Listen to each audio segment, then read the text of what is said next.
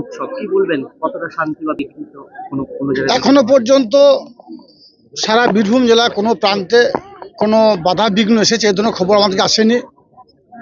বীরভূম জেলার মানুষের কাছে আমরা আগে আবেদন জানিয়েছিলাম পুলিশ প্রশাসনের মাধ্যমে এবং নিজেরাও জানিয়েছিলাম যে রামনবমী উৎসব শান্তির সঙ্গে পালিত হোক, জাতি ধর্ম মতামত নির্বিশেষে সকল সম্প্রদায়ের মানুষ এই অনুষ্ঠানে সমবেত হোক।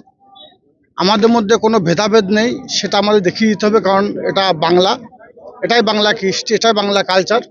হিন্দু মুসলমান শিখ খ্রিস্টান ইসাই সমস্ত সম্প্রদায়ের মানুষ একে অপরের তিওয়ারে আমরা হাজির হই, সমবেত হই। এটাই বাংলা কৃষ্টি, এটাই বাংলা কালচার। আমাদের মাননীয় মুখ্যমন্ত্রী মাননীয় মমতা বন্দ্যোপাধ্যায় সবসময় যেন বলে থাকেন ধর্ম যার যার আপনার, উৎসব সবার। তাই আজকের এই কসবা অঞ্চলের বেরুগ্রামে এসে আমরা হাজির হয়েছি এই উৎসবে, রামনবমী উৎসবে সামিল হওয়ার জন্য। আমি আছি, আমার বিধায়ক সাহেব আছেন, এখানকার স্থানীয় নেতৃত্ব সকলে উপস্থিত আছেন, গ্রাম পঞ্চায়েত প্রধান সহ তিস্তর গ্রাম পঞ্চায়েত উত্তর সকল জনপ্রতিনিধিরা।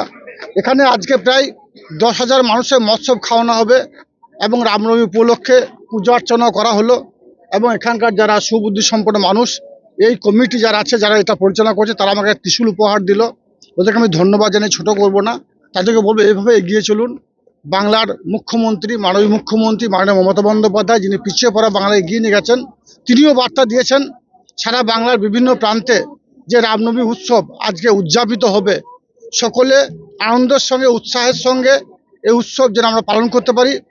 আমরা বাংলাতে যেভাবে ঈদ উৎসব পালন করেছি, সেই উৎসবে আমার সনাতনভাবে বিশ্বাসী ভাইরা তারা আমাদেরকে বিভিন্ন দিন সহায়তা হাত বাড়িয়ে দিয়েছিলেন।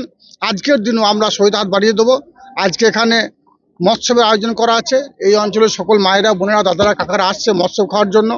এরপরে কঙ্কালতলা অঞ্চলে আমাদের একটা শোভাযাত্রা আয়োজন করা আছে, সেখানে আমরা গিয়ে যাব, আমার বিধায়ক সহ এখানকার নেতৃত্বরা ওখানে যাবেন এবং ওখানে প্রায় 10,000 লোকের একটা শোভাযাত্রা বের হবে। এভাবেই আমরা আমাদের বাংলার যে কৃষ্টি কালচার সেটাকে অনুসরণ করে আমরা এভাবেই চলবো।